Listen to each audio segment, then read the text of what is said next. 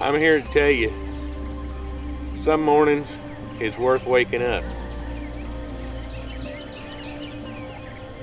When you got this for a front yard, it's hard not to be thankful.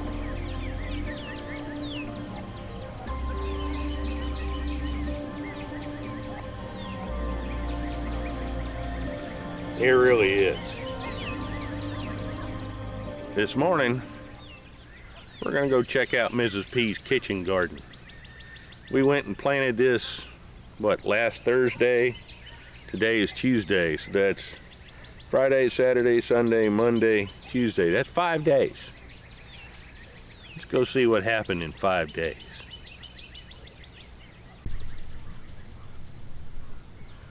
We planted some baby greens. It looks like they're coming up. We planted some romaine lettuce.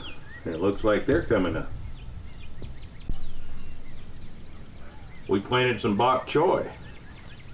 Looks like some of them are coming up. The scallions, they haven't poked their head up above the dirt yet. And it may be hard to see, but we have some burgundy lettuce popping up. They're almost the same color as the dirt, but the burgundy lettuce is coming up. We don't see any cilantro though. Not a single cilantro has popped up above the dirt. The colored carrots are kind of popping up. It's hard to see, but they're little wishy hairs. And I do believe that carrot's coming up. These are the regular little carrots, and it looks like they're coming up. See some little bitty green shoots.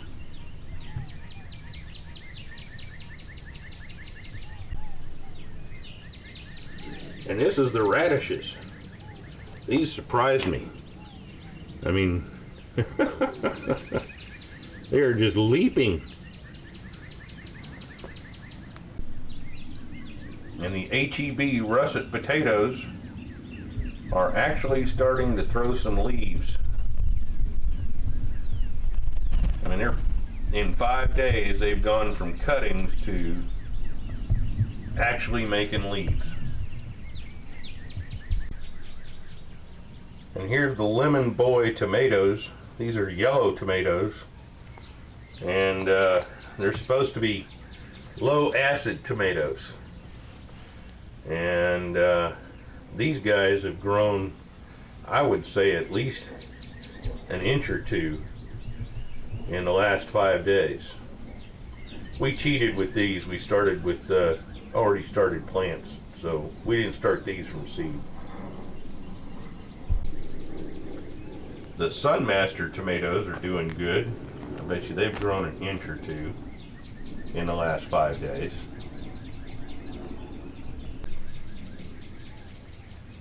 And I'm really surprised at these. These are Cherokee purple tomatoes. They're actually purple. And these things started off as little seedlings that were about 2 inches, maybe 3 inches tall. And they're getting close to a foot. And that happened in 5 days. I'm absolutely amazed. And we actually have a bloom. Where do you have a bloom on it? In 5 days.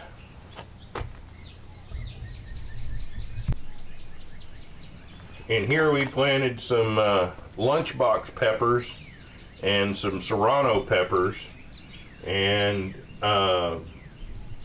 these are from HEB. We went and bought these peppers, the lunchbox and the serranos, stripped the seeds out of the actual peppers, let them dry on the kitchen counter for 24 hours, and then put them in a Ziploc baggie.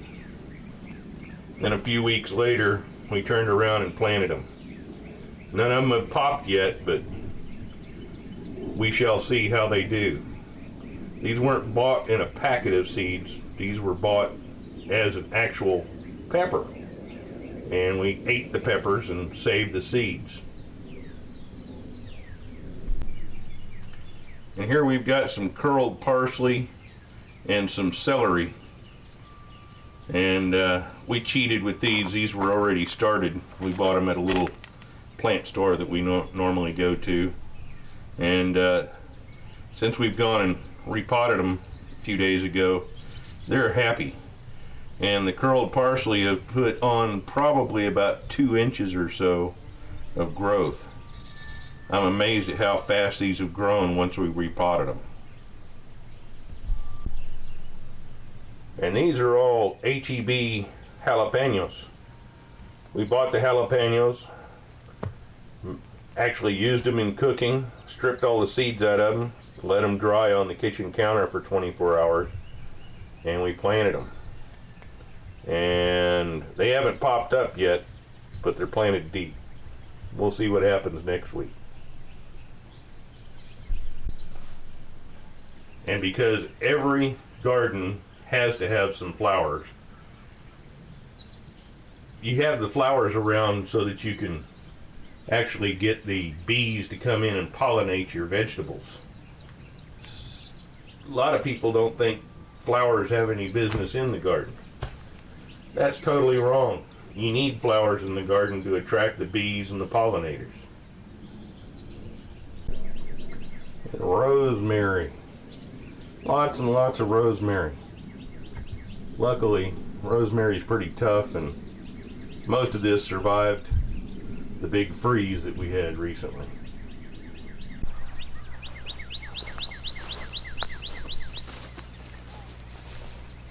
Looks like the apple trees are coming back.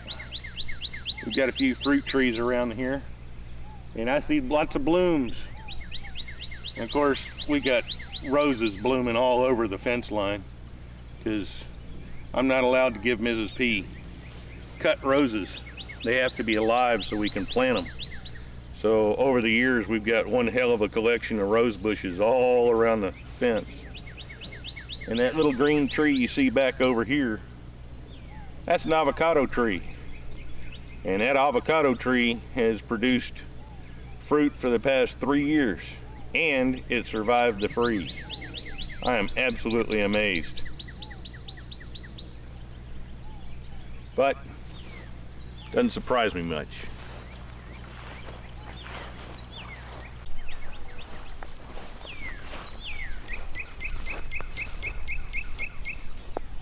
More fruit trees coming back. You know, why plant a tree when you can plant a fruit tree and get something back for your troubles?